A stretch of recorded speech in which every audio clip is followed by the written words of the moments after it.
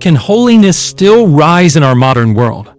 Of noise and disbelief, Saint Amphilachus Macrys was not a monk of the desert, or an elder of ancient centuries.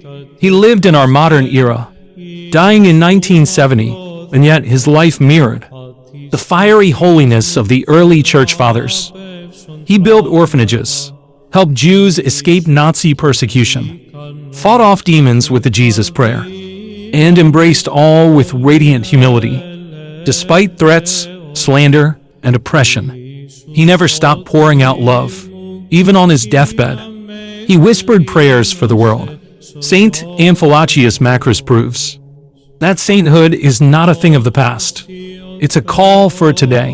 In the face of evil, he chose love. In the noise of the world, he became still. Holiness is possible, even now.